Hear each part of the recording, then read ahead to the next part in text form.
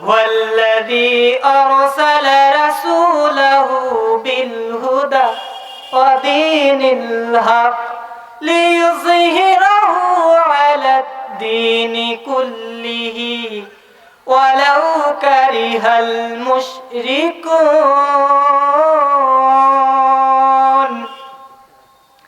তিনি সেই আল্লাহ যিনি তার রাসূলকে দ্বীনি হক দিয়ে, সত্যের বিধান দিয়ে পৃথিবীর ময়দানে পাঠিয়েছেন। কেন জানেন?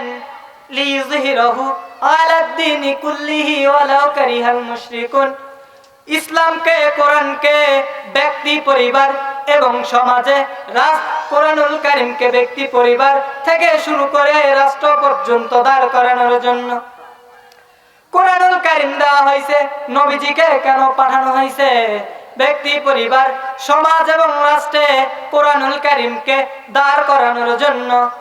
কোরআনুল কারীম যদি ব্যক্তি, পরিবার, সমাজ এবং রাষ্ট্রে চালু থাকে, দাঁড় করানো থাকে, তাহলে কি হয়?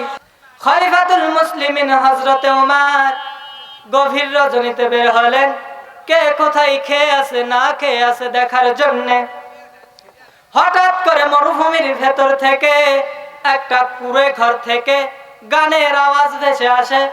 আল কসুদুস সুবুলি খুলুকিল বায়ানা আও শাউজিদান হুব্বুল হায়াতি। হযরত ওমর গানটা শোনার সঙ্গে সঙ্গে ওই জায়গায় দাঁড়িয়ে গেলেন। গানের অর্থ হলো, প্রাঙ্গ দুয়ারে যৌবন আমার ভাসিয়ে গেল, তুমি একবার আইলা না। হযরত ওমর এই নিকৃষ্ট গান শোনার সঙ্গে সঙ্গে ওই জায়গায় দাঁড়িয়ে গেলেন, চলে গেলেন ওই কুঁড়ে ঘরের কাছে, লাঠি দিয়ে পেছন থেকে বেড়াটা ভেঙে ফেললেন, ভিতরে প্রবেশ করলেন। ভিতরে প্রবেশ করার পর দেখে একটা মহিলা একা একা গান বলতিছে। হযরতে ওমর বলে, মা তুমি গান বলো, নিকৃষ্ট একটা গান। হযরতে ওমরের রাষ্ট্রে, যেই দেশে কুরআনুল কারীমের আইন চলে। মেয়েটা বলে, পথিককে আপনি জানি না, কিন্তু আপনি 3টা আয়াত কুরআনুল কারীমের লঙ্ঘন করেছেন। আপনার নামে আমি 3টা মামলা রেডি করে ফেলেছি। হযরতে ওমর বলে, মা তুমি তো কুরআনুল কারীমের একটা আইন লঙ্ঘন করে ফেলেছো, এর জন্য তোমার নামেই মামলা হবে।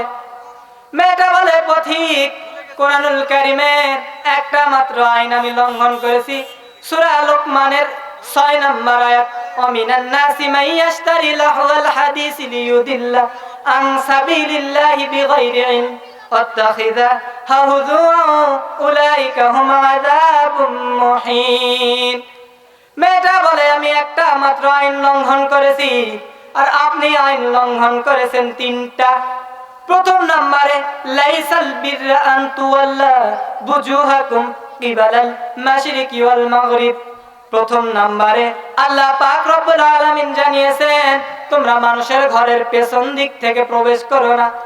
1 নম্বর আইন আপনি লঙ্ঘন করেছেন। দ্বিতীয় নম্বরে, ইয়া আইয়ুহাল্লাযীনা আমানু লা তাদখুলু বুয়ুতান গায়রা বুয়ুতিকুম হাত্তা তাস্তানিসু ওয়া তুসাল্লিমু আলা আহলিহা। কোন মানুষের ঘরে যদি আপনি প্রবেশ করেন, তাহলে আগে সালাম দেবেন, অনুমতি নেবেন, এরপরে আপনি প্রবেশ করবেন। আপনি 2য় নাম্বার আয়াত লঙ্ঘন করলেন। 3য় নাম্বার আয়াত লঙ্ঘন করলেন।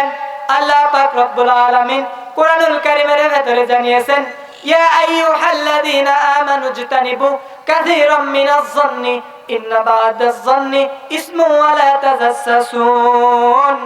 ওহে যারা ঈমানের দাবি করো, প্রত্যেককে বলছি, তোমরা মানুষকে এমনি আন্দাজে কারো উপরে ধারণা করবা না। মেয়েটা বলে, পথিক কুরআনুল কারীমের 3টা মামলা আপনার জন্য আমি রেডি করেছি, আর আপনি মাত্র একটা মামলা আমার জন্য রেডি করেছেন। কুরআনুল কারীম ব্যক্তি, পরিবার এবং সমাজে যদি দাঁড় করানো থাকে, দেশের প্রেসিডেন্ট হলেও মানুষের কাছে জবাবদিহিতামূলক আচরণ করা লাগবে।